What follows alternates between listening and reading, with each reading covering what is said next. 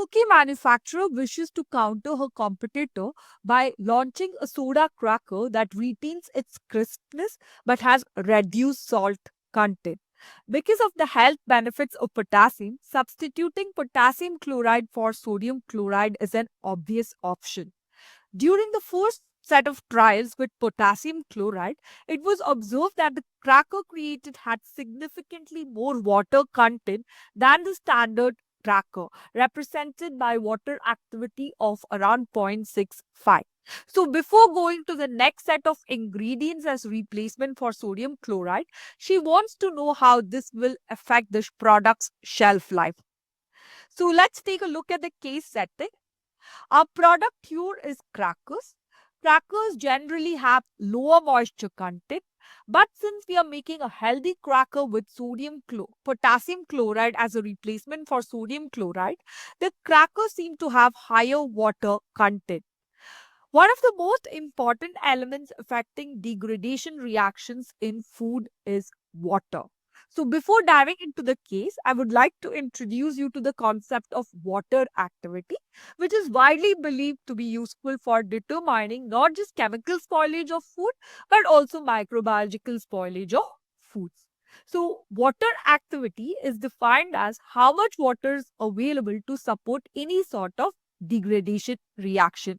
It can be chemical degradation reactions like your lipolysis, lipid oxidation, or biological degradation reactions like microbial growth. The relationship between water activity and the moisture content of food is given by moisture sorption isotope, which we will see in the course on food chemistry. For now, let's focus on how water content affects products' shelf life. It's an obvious fact that water is required for microbial growth. The more the water available, the quicker the microbes multiply, just like any other cell.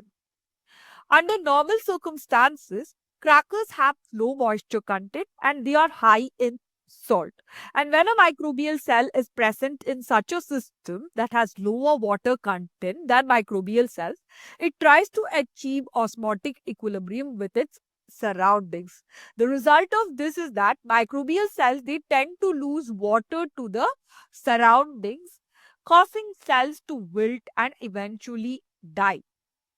Having said that, it should be noted that all cells have capacity for osmoregulation, meaning they can regain the water lost by an inherent mechanism that is in place within cell. And thus they can be tolerant to reduced water activity or moisture content. So how is this osmoregulation achieved?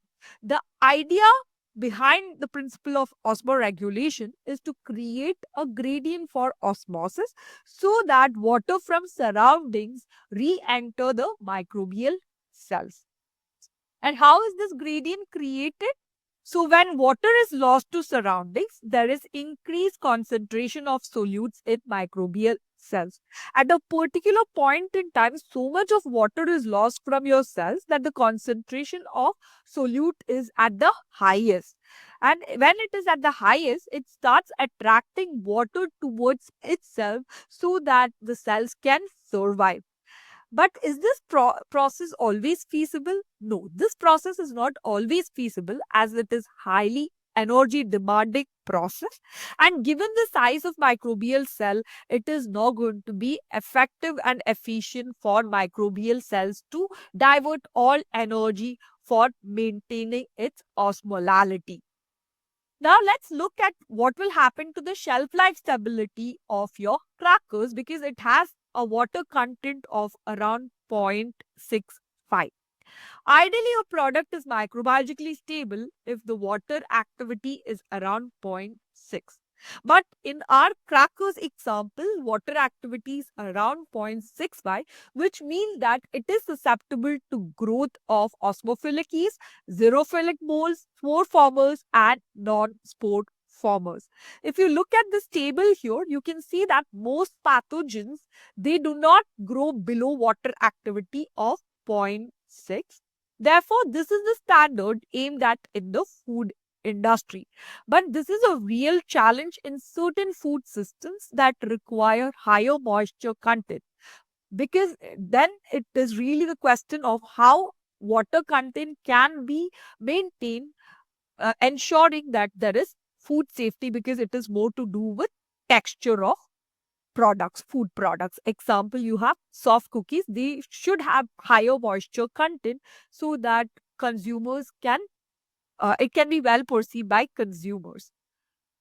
If you look at the resistance of microorganisms, you can see generally yeast and mold, they are more resistant than bacteria. So, in case of foods that have higher moisture content, how is product shelf life extended by manipulating water activity? When we talk about water activity, we are talking about relative vapor pressure. One can be substituted for the other. We have already seen this in food chemistry course. So, water relative vapor pressure reduction is achieved mainly by dehydration and addition of solute. Under dehydration, you have evaporation, which is conversion of water directly into vapors, and freeze drying, wherein water is frozen and then directly converted to vapor. Faster the rate of conversion, more the organisms or cells are destroyed. Second is addition of salt and sugar. They have been used from time immemorial for preservation of foods because of their ability to bind moisture and thereby reduce the water activity of food product that is in question. However, these days there is an increasing concern about them acting against health, and hence food industries, they have taken to alternatives like glycerol and lactate for water activity reduction. So in our crackers example, if we want to extend the shelf life of food product, we'll have to probably look at a salt that is more efficient in reducing water activity. For instance, mixture of sodium chloride and potassium chloride. Thank you for staying with me through the video. In case you have any queries, please feel free to put them in the comment section and I'll get back at the earliest.